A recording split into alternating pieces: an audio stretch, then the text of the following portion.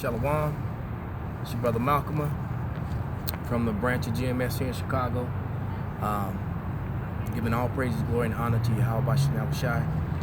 Double honors unto the apostles and elders of GMS, who are worthy of double honors, that ruled Israel well. And salutations to the Akim on the four corners of the earth that are doing this work in truth and sincerity, risking their lives and their freedom to do so. Just a real quick exhortation about brothers and when they're on the line, conduct. We want to be like it's our job, like professionals, man. Now sometimes, you gotta deal with people as they come. The guy comes up in a joking manner, but he's being friendly and cordial, be friendly and cordial with him. If he's coming up, I would say 95% of the time we're dead serious when we're out there. But we try to enjoy ourselves because we're around the brethren, man. That's the only time we're really happy, man. With all the weekly shit that we have to go through, all throughout the week, and you're looking forward to that time with the Akim, man, being among like-minded people. So we kind of, we got to be on point, but yet at the same time you're a little relaxed because you're around your brothers. You got a brother that's watching out this way, a brother that's watching out that way, But as far as conduct on the line, brothers, we want to be serious, man, because don't forget we're at war, man. And when it comes to dealing with these heathens, especially Esau, you want to meet them as they come. All right. There's an old saying in the world, man, but it actually is a wise saying that you catch more flies with honey than you do with salt, man. Okay? You put out a grain of salt and you put out a grain of honey and see which one the fly is gonna flock to the most. If you throwing salt at everybody, man, you mean mugging and cussing every Edomite out, screaming at them, you're going into slavery, they ain't always necessary. If they're coming up being cordial, remember there's a viewing audience, man, and there are people who want to learn, and Israel needs to be edified. So it ain't about just cussing out, Esau, man. So I'm gonna get a couple scriptures and wrap this thing up. And the first one being Proverbs 16:7. Now this is just a real quick exhortation, man.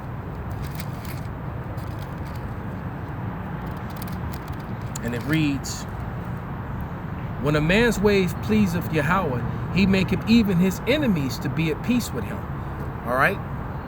So even your enemy will be at peace with you, and the more you can keep him at peace with you, the more you can get him to dialogue with you, and the more information you can pull out of them, man. Because Esau is constantly letting his tongue fall upon himself. They telling themselves, man.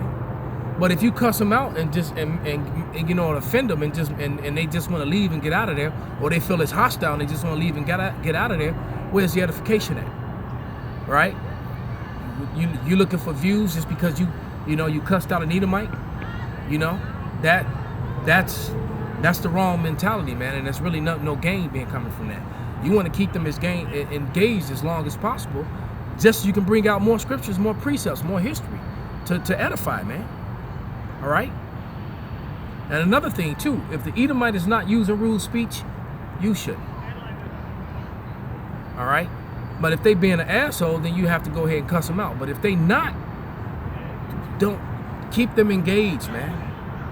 Because you start, using too much rude speech, man, you might offend them and they walk away, and the edification that could have come out does not come out.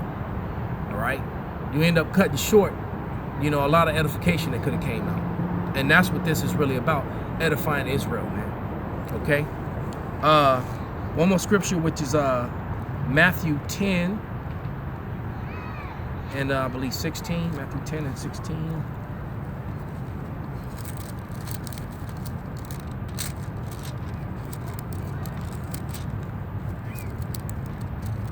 Right?